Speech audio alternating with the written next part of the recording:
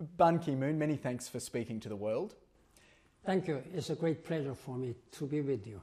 Reflecting on your time as UN Secretary General, how do you feel about your terms?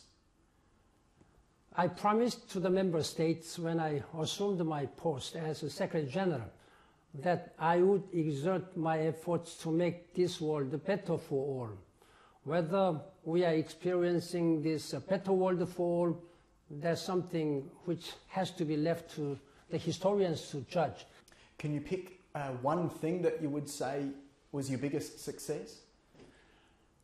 I would say that the climate change agreement in Paris is something which I feel proud.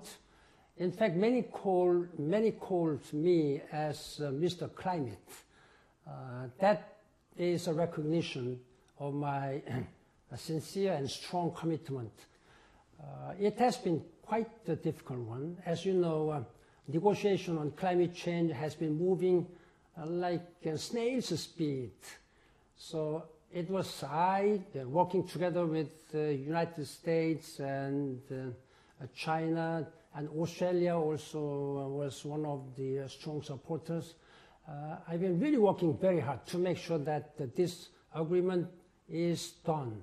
During my time, I've been often saying that since we do not have a planet B, there is no plan B either. Yeah. So you count it as a great success despite what happened with the United States pulling out of the agreement? I am extremely concerned and disappointed by President Trump's decision to withdraw from this Paris climate change agreement. Legally speaking, it has not yet been effectuated, so they are still the party to this. And I am a little bit encouraged that when President Trump said that he might reconsider his decision, at the same time, despite the fact that President Trump has given huge political damage on the credibility on this implementation of this agreement, but there is some encouraging movement taking place in the United States. What do you consider your greatest shortcomings from your time as UN Secretary General? This is divisions among member states, political division, and lack of global citizenship by the leaders of the world. I have been often saying that if you look at the sources of conflicts, these are happening because of the leaders, not because of the people. So they often act like national leaders only. What is necessary at this time in 21st century when we are living in a small planet Earth, tightly interconnected? There is no country A or country B. We are one same family in a very interconnected world. Therefore, the leaders of the governments and countries, they should behave like global citizens, global leaders, not as national leaders. And that's one thing which I have been very much regretting to see. Does that underscore the difficulty? Because we had the Arab Spring, we've had Syria, the humanitarian crisis in Myanmar. Does that not underscore the limitations of what the UN can do? I mean, we've been talking about this for a very long time now, and yet it continues.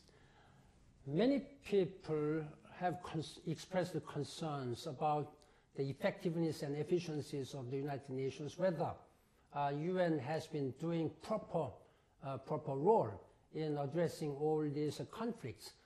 For example, Syrian crisis has been now continuing longer than full 7 years now. I don't think it is because of inherent weakness of the United Nations system. We have very robust mechanisms, a charter, which makes it clear that all the problems should be resolved peacefully through dialogue. But it's simply because of divisiveness among the member states, particularly when the Security Council is seriously divided according to their own national or ideological lines, then there is no way for the United Nations to function properly, to save the people, to help the people who are caught in a conflict. This is very sad. So how do you fix that?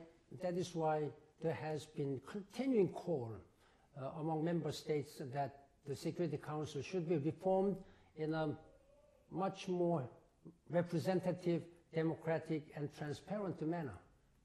What should that look like? The member states have been discussing this matter for years, longer than 20 years now, but they have not been able to agree on anything except that the Security Council should be reformed in a democratic and representative way. There needs to be political will among permanent members of the Security Council.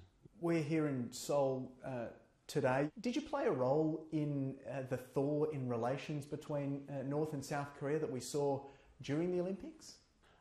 This is a power of sports. And then one good, most encouraging thing which happened is that they were able to make a small room for dialogue between South and North. Of course, President Moon Jae-in of Korea has taken bold initiative of accepting the invitation by North Korean leader. This is what we are now witnessing. There is a huge sense of excitement and anticipation that there's a small window of opportunity could be led to a genuinely constructive and meaningful dialogue between the South and North. And even President Moon Jae-in has facilitated United States and North Korean summit meeting. If and when both the summit meetings between South and North, and particularly United States and North Korean summit meeting will be held, it will be a huge event shaking the whole political and security dynamics in Northeast Asia, not to mention the Korean Peninsula. I am cautiously optimistic. Of course, all the devils are in the details. We will have to see, considering that it has been North Korea which have been always not abrogating all the agreements.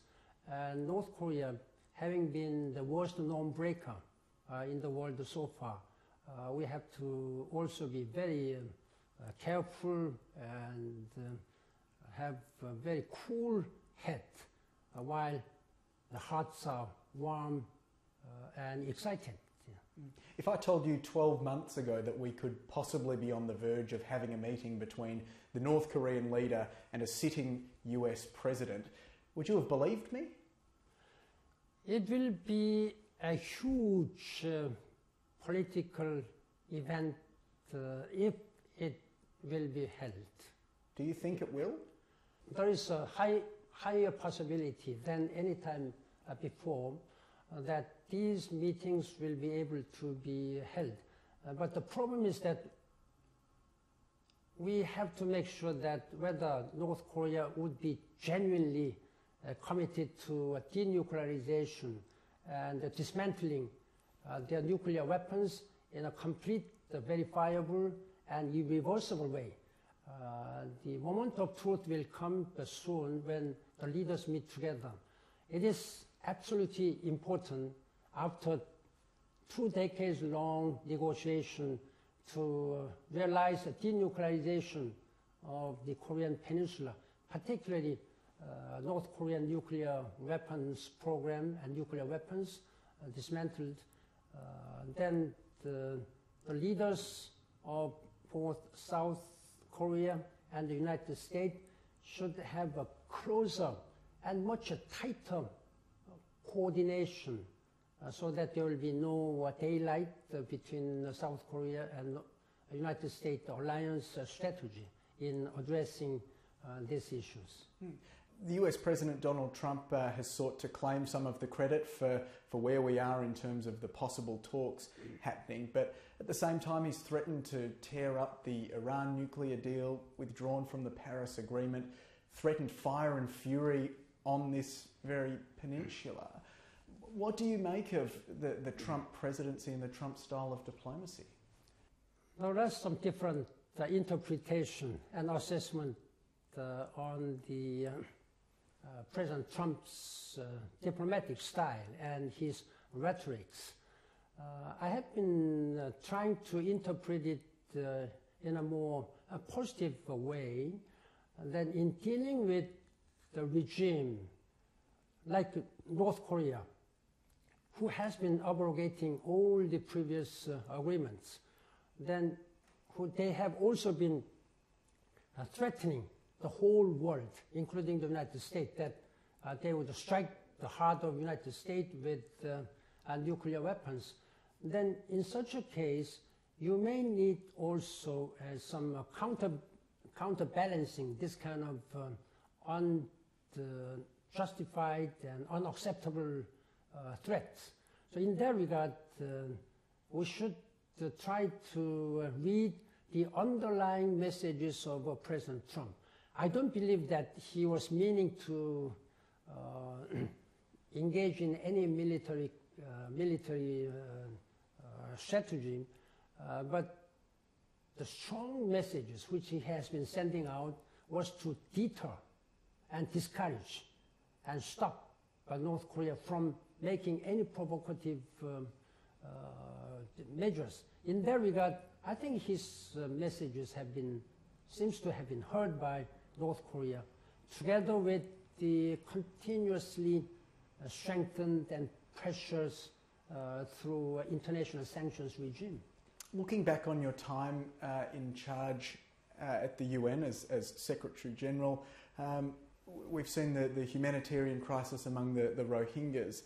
When Aung San Suu Kyi was under house arrest, you were obviously involved in the organisation at the time. Are you disappointed in the way that she has handled that since her release?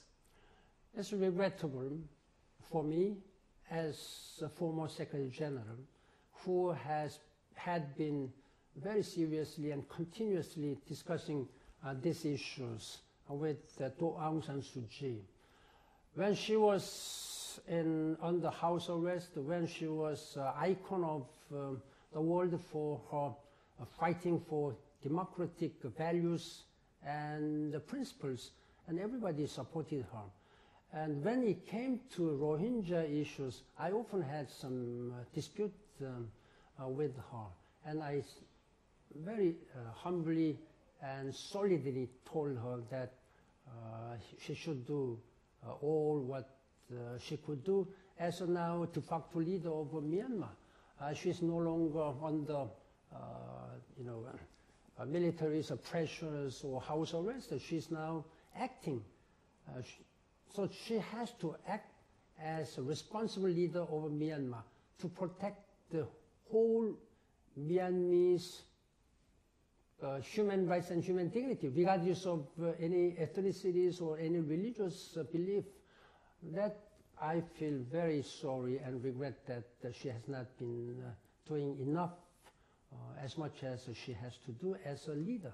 Given the current state of the world, President Trump in the US and his somewhat unique style of diplomacy, President Xi in China abolishing term limits, where do you think we are headed? What does the outlook look like from your perspective? What I have been observing, particularly during last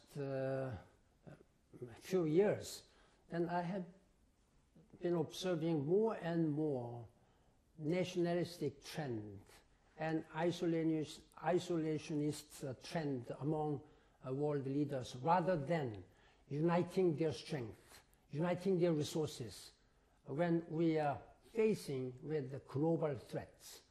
I am only hoping that world leaders will really show their genuine global leadership, genuine global citizenship. That's why I established even though it is small, Ban Ki-moon Center for Global Citizens in Vienna last January.